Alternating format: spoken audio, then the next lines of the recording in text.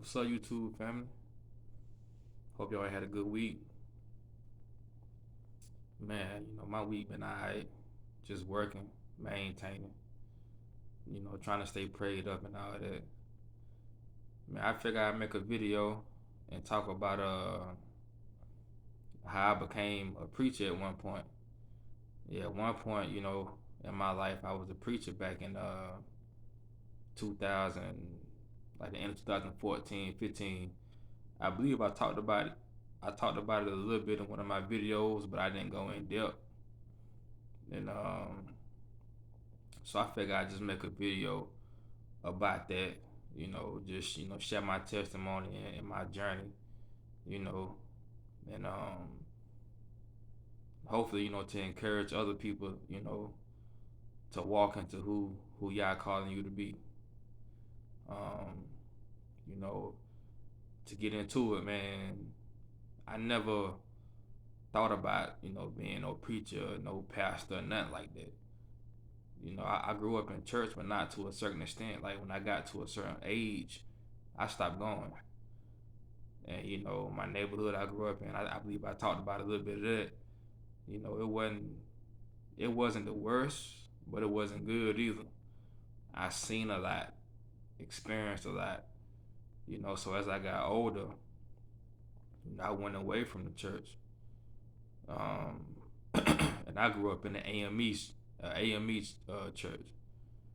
You got all these different denominations and whatnot, but the church I grew up in was an AME.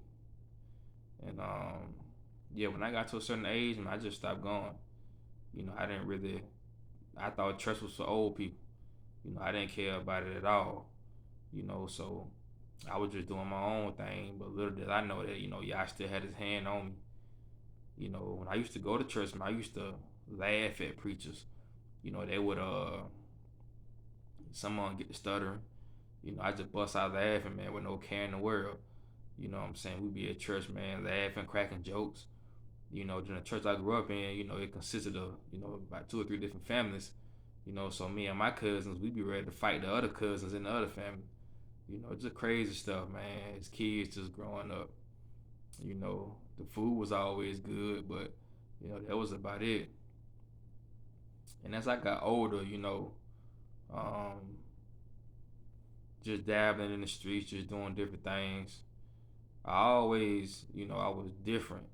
Um, you know, I might be in the club or something, and I just get a bad feeling, and I leave just to get a phone call saying that it done got shot up or somebody done a big fight broke out. Or it was always stuff like that that would happen in my life.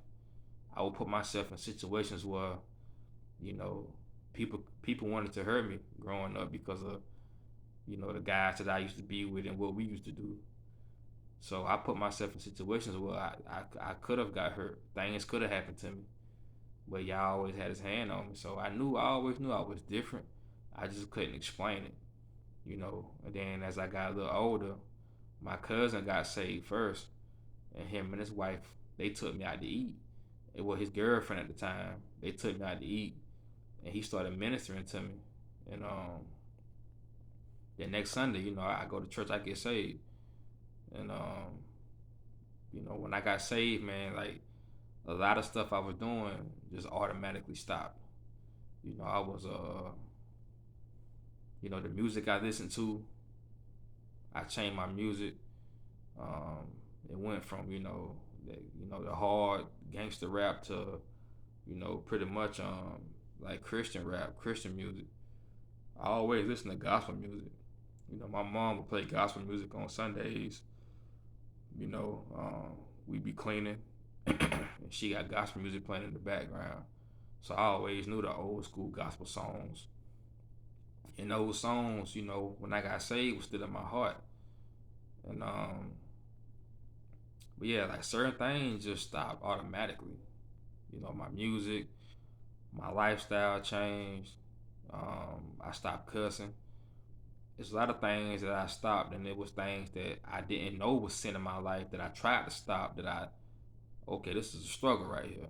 So it wasn't some things. It wasn't until I got saved that I found out that it was sin. it was wrong, you know. But the Most High still was dealing with me.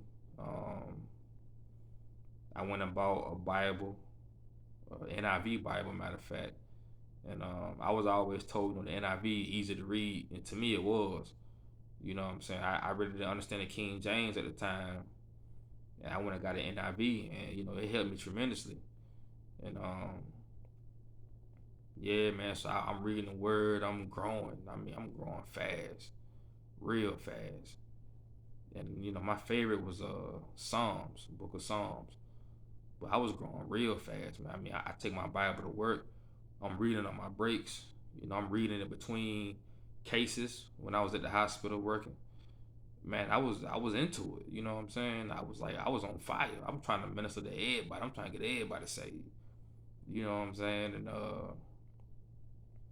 the more I got into it, the more I started to feel like I'm called to do something more than what I'm doing. I started to feel like the people I'm reading about, like, it's more. I started to relate to it, to the word, a lot more.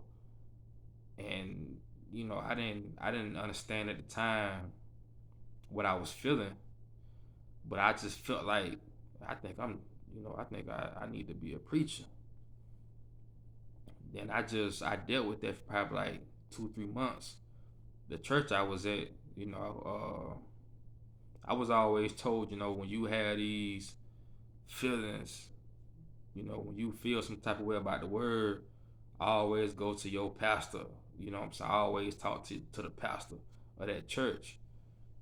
And that's what I did because I didn't know at the time. You know what I'm saying? I didn't know.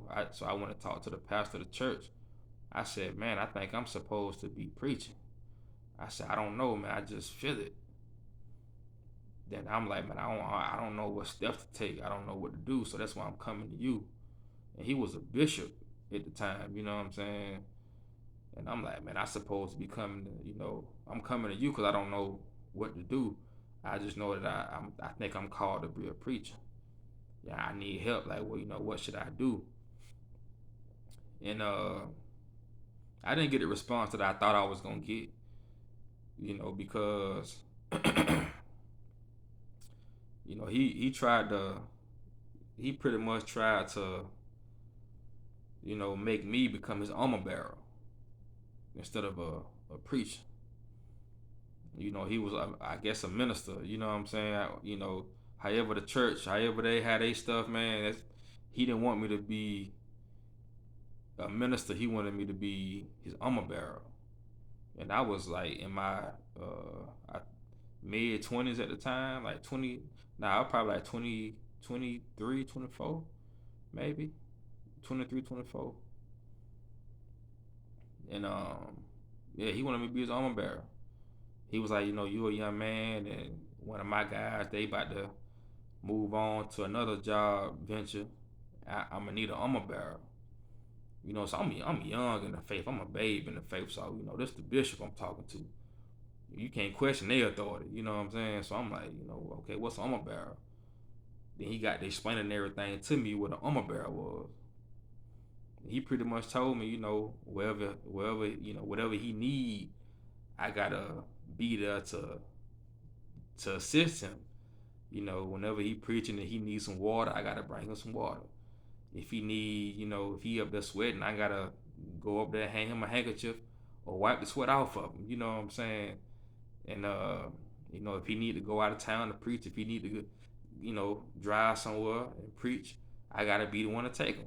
And I'm like, I mean, man, I don't that ain't what God telling me, man. You know what I'm saying?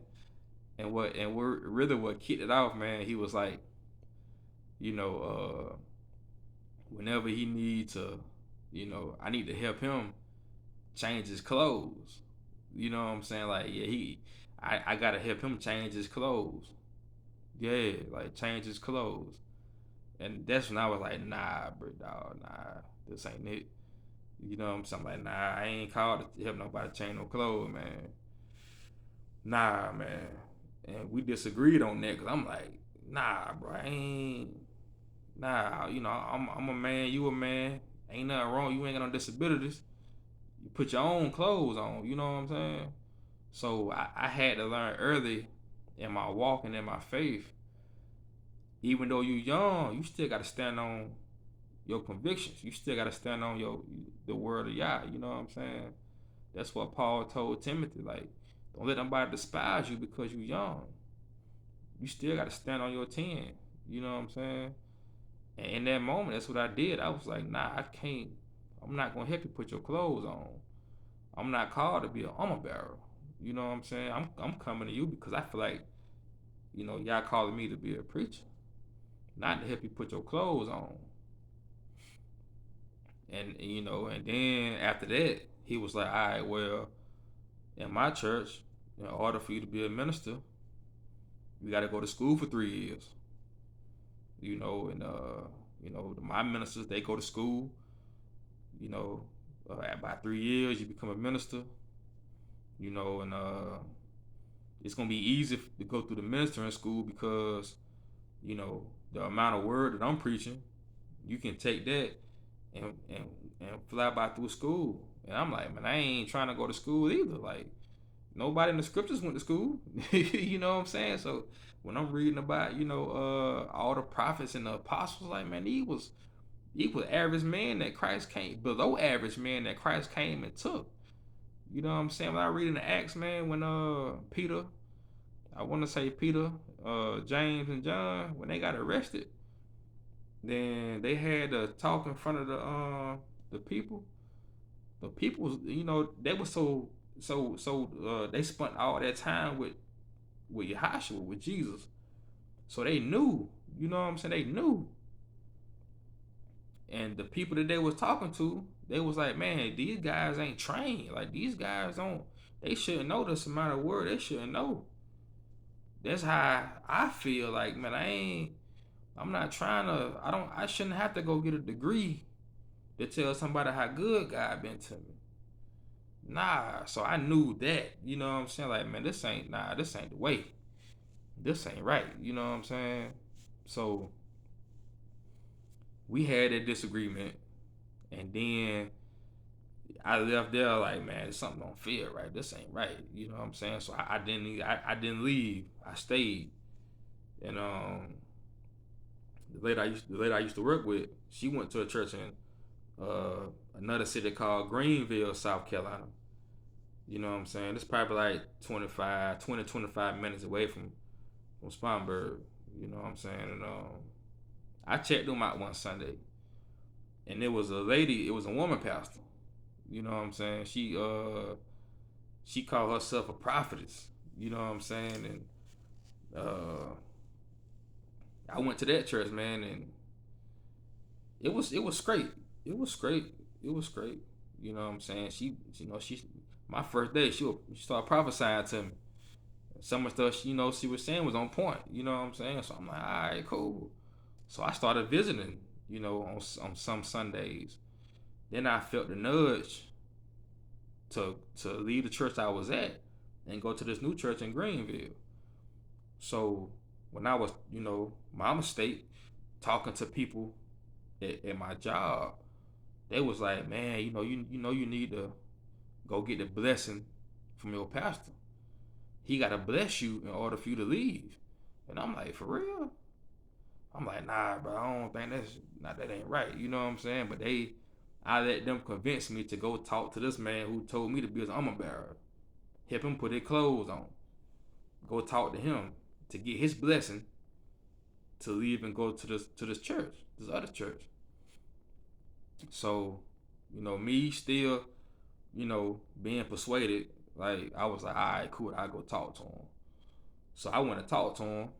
Then I said, look, man, I think, the Holy Spirit telling me to go to this other church. I just want to get your blessing. And mind you, I paid tithes. You know what I'm saying? I wasn't a part of no ministry. But, I went to church every Sunday. I paid my tithes. I was a member of the church. And out of his mouth, he was like, he said, yeah, the Holy Spirit told you that? Okay. He said, well, I can't. I'm not going to bless you. And I was like, why? He said, well, I don't have a relationship with you. Then I said, man, I'm a member. I pay my tithes. Like, what you mean you don't have a relationship with me? Then he was like, what have you done? What do you do here? What ministry are you involved in? He said, do you fix things around here? Do you clean stuff around here? Then he was like, all these churches and pastors in Spartanburg, I helped them get to where they at. He was like, I helped them get to, what I'm saying, to the bishop level, to the apostle level, to whatever claims that they proclaim themselves as. I helped them get to that level. And it just took me aback, like, dang, like, bro, just really, you know what I'm saying? You know, he tried to boo boo on me. You know what I'm saying? And I said, all right, cool, man. You don't want to bless me, that's cool. So I got up, I left. Then that was the last time I've been to that church. So mind you, all this going on, I still feel like I'm called to preach. But I thought it was gonna be at this church. I didn't know all that was gonna transpire. So, I started going to the church in Greenville, and I was probably like, we used to give like testimonies and stuff on Sundays. So, I would get up, give a testimony. Then the more I done it, the more comfortable I got.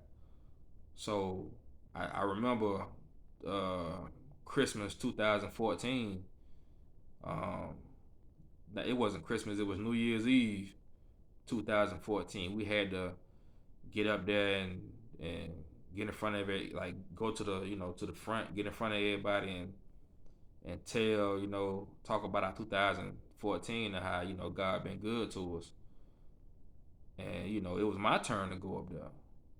So man, I go up there, I get to preaching. Like it's like all the word that was in me from the time I got saved, it just flowed out easily. I didn't even try. Like it just started coming out. And I'm like, it blew me away because I'm like, man, I can really do this.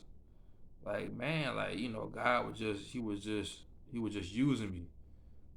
Everything just came so freely. It was just flowing, and that's when I knew like, okay, this is what I'm called to do. Like this is my calling. This is who I am. I'm saying? I can't run from this. This is the urge I've been feeling this whole time. So um, after I got done, everybody was amazed. Like, who is this guy? You know what I'm saying? Like, where he from? Like, everybody it just blew everybody away. Even surprised myself because I didn't know that all that was just gonna happen. Giving a testimonial, you know what I'm saying? So, fast forward 2015, I would say February 2015. That was when my trial sermon. We scheduled to have my trial sermon, and a couple of my family members came. My mom, my dad, my son, my little cousin slash god sister. My immediate family with us to support me. You know what I'm saying? And I had my trial sermon, man, and Yah surprised me again. He used me. And I remember my first sermon was about the kings of Israel. I was coming out of First Chronicles and Second Chronicles. I was talking about how the kings of Israel, depending on if it's a wicked king, the wicked king led the people into idolatry. The wicked king led Israel into sin, and God dealt with them, and he dealt with that king. If it was a righteous king, they was blessed, they was multiplying. They had periods of peace. You know what I'm saying? So depending on what king Israel had, depending on if they was in idolatry and sin, or if they was righteous and blessed. And I was talking about how um, depending on we don't know who watching us. Like for example, my son watching me, and if I'm living a life of sin, he gonna gravitate toward that, and he gonna start living a life of sin. I'm gonna lead my son into sin. But if I'm living a life that's righteous and I'm obeying Yah's commandments, and if I'm, walking through the narrow gate, which Yahashua, Jesus is the gate.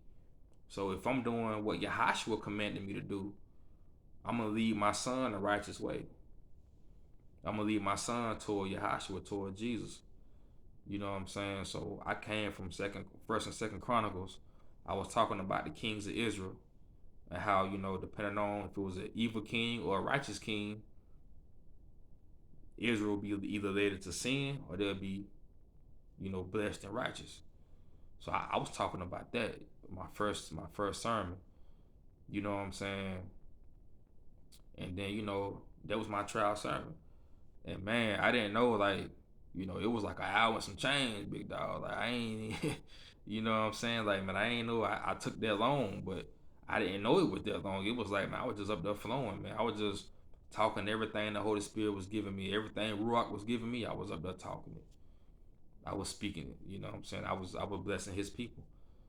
And that's the day that I had my trial sermon. I forgot what day it was, but I know it was 2015, the month of February. And yeah, man, I had my trial sermon. Now I told you about what happened at the last church. Now at this church, new church I'm at, you know, I didn't know, man. I was walking into a den of, what I'm saying, Jezebels, man. I was walking into, some witchcraft type stuff. I didn't know that, you know what I'm saying? I just knew, that Yah showed me that I can preach, and His word, like the way I read, the way I seek Him, the way it's like that's a gift in itself to know how to seek Him. That is a gift to know how to seek Yah. Everybody don't know how to do that. You know what I'm saying? Some people don't know how to read and get what they need from the word. That is a gift to be able to, call on the name of the Most High, and He hears you. You know what I'm saying? Like, man, everybody don't know how to do that. You know what I'm saying? But man, He blessed me with the gift to be able to get in His word and seek Him. You know what I'm saying? And I say it's a gift because a lot of people told me that they don't know how to do it. And I'm like, man, just get in the word and read. They say, yeah, but man, I don't know how to do that. Like, I know how to get in there and read, but I don't know what I'm doing. Then I'm like, well, before you read, pray and ask Him to give you wisdom, knowledge, understanding, and revelation of His word. Yeah, I understand that, but I still don't know. I can't explain to you why people don't know, but to me, it's a gift to be able to know how to do that. You know what I'm saying? And but yeah, man, I walked into a crazy situation where I had to deal with witchcraft. You know, um, I know the word say what it says about women, teaching men and things like that. And I'm gonna say this: me as a man, I can't be under what I've experienced, the stuff I've experienced having a woman pastor. That ain't something I want to experience again. And I'm not knocking that, but me sharing my testimony with you know with with a woman pastor, me sharing my testimony with a woman pastor, it came back to bite me in a way because she would use that against me because she had a beautiful daughter. We was the same age. You know what I'm saying? And I would try to talk to her daughter, and her daughter would seem like she would be interested, but then all of a sudden she not. So me sharing my testimony, you know, I felt like it turned into this what he dealing with. Nah, I don't want you to fool with this guy. You know what I'm saying? Then I seen her influence over her daughter's life, and I've had more sermons after that, but I never got my ministering license. Uh, she didn't want to give them to me. She told me, she was like, man, I need to see if your heart right before I give them to you. She said, because some people get these license and they get big head and they just, forget about God and this and that. I'm like, that ain't me though. Like, so I started getting mad at God. Like, man, man, what's going on? Why these churches treating me this way? Like, so I'm like, man, it was controlling. It was a controlling environment. Like, I noticed, like, after I get up there and speak, she'll come behind me and try to correct me. And I'm like, yo, this is wild, bro. I'm just experiencing like some real witchcraft type stuff. And I had to come out of there. I came out of there. That's when, my I did a video about my accident that I was in when the roof collapsed on me. And like run from sin, run from adultery. I talk about that when my accident happened. That's when I stopped going to that church. You know what I'm saying? And that all this led up to the accident. And that's how I became a preacher, man. I never got my ministering license. I did have my trial sermon and all that, and I didn't get none of that, man. To be honest, I dealt with a lot of church hurt, a lot. You know what I'm saying? And to be honest, I never fitted in nowhere. Once I got saved, man, all my street partners was like, you ain't on this no more. Stay over there. But then when I go to the church, it's like, you don't look like us. You don't act like us. You don't dress like us. You don't talk like us. Stay where you at. So I was always in the middle, walking alone. You know what I'm saying? And that's just what it was, man. Not knowing the whole time, y'all just setting me apart.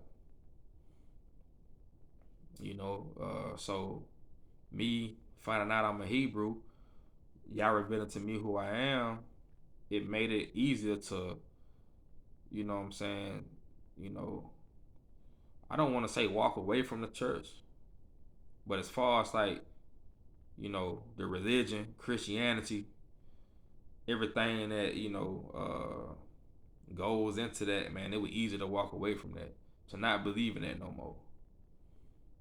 You know what I'm saying? Because Christ is the church. As far as that building, it was easy to walk out of that building. You know what I'm saying? Easy to walk out of their system. You know, and it feels good to know that I'm not alone, man. And am I preaching now? As far as in the building, no. You know, I know the steps of a good man are ordered, and I'm seeking Yah on what He want me to do. That's one reason why I decided to make a YouTube channel, was to you know to spread His message, man, and my testimony, and to fellowship with my brothers and sisters. You know what I'm saying? And whatever you going through, whatever Yah calling you to do, man, just do it. Just walk in it, man. Just know you're gonna have opposition. You're gonna have people who gonna try to hurt you. You're gonna have people who see good in you but gonna use it to their advantage. Try to anyway. You know what I'm saying? You're gonna have people that's gonna try to destroy you. Especially when I find out, who I was. People turn their back on me. You know what I'm saying? But it's all good though. It's all good for real. But man,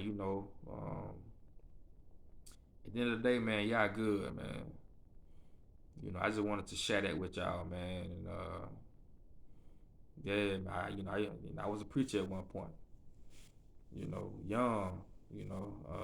Everybody at that time, everybody my age, they was still in the street. Still, it's kind of weird, man, because I started doing things 13, 14, 15, right? Up until I had my son at 18. At that time, all the guys that I was running with, you know, it was guys that was trying to, that was I was playing ball too, but these guys were like really, It wasn't no street stuff with these guys. Nothing street about none of these guys. But then, once I get saved and my life started changing, I left all that alone. Now they in the streets. So people look at me like, man, why you so young and you trying to be saved and you trying to walk right and you so young. I'm like, man, what y'all doing now? I done at 15. I done at 16. I been did what I done done. You know what I'm saying? Like, man, I made it through that. I want to see y'all make it through it. You know what I'm saying? But yeah, man, we gonna be alright, man. To this day, I still ain't got my license. You know what I'm saying? But man, you don't need no license, man. You don't need no schooling. Get in the word, man. Seek Yah. The Ruach gonna lead you and guide you, man. These scholars and these bishops, self-appointed apostles. Everybody want, they want the title. Man, look at what Paul went through, man. Look at what Jeremiah went through. Jeremiah was thrown in a cistern, left to die. He was a prophet of the Most High. Ezekiel was, Yah told Ezekiel to prophesy on his side for 300 some days. And Ezekiel was laying on his side prophesying. Moses, man, everybody know the story of Moses. It's just the fact that he did all that just to not go into the promised land. Imagine how he felt, you know what I'm saying? Like the human side, like, we all human. Just imagine how he felt. He leading these people and they keep turning back to idols and they made him so mad that instead of speaking to the rock, he struck the rock. And the Most High told him, you ain't going into the promise. You can see it, but you ain't going in there. Imagine how he felt. You know what I'm saying? So it's like, man, we're gonna go through some things, man. But Yahushua said, I'll be of good cheer, I'll overcome the world. Moses, he looked to see Yahushua's day. You know what I'm saying? And we gotta look, and we looking to his return. So man, we're gonna be alright, man. And I'm learning right now to let the past be the past and focus on my future. That's what I'm learning right now. Let the past be the past and move towards your future. So whatever mistakes you made, whatever you feel like you could have done different, man, you breathing, you here now. Let the past be the past. Focus on the now and your future. Man, seek the Most High, man. It's rough out here, man, but we got this. We can do it. And I think I was watching. I don't know if y'all subscribe to this brother channel or not. Truth Unedited. I was watching his video this past Friday, and that pretty much encouraged me to say, you know what? Let me forget about, the decisions I could have made, the coulda, shoulda, wouldas. Let me forget about that and just focus on my future and who the Most High calling me to be. Yahushua said, I am the way, the truth, and the life. No man can come to the Father except through me. Let me focus on him. Let me focus on Yahushua. Let me focus on Jesus, man. You know what I'm saying? So I just want to encourage you, man. Focus on the Most High and his Son. And, let the Ruach lead you and guide you. He coming back for us, man. He coming back. So I love y'all, man. And I see y'all next video. Peace.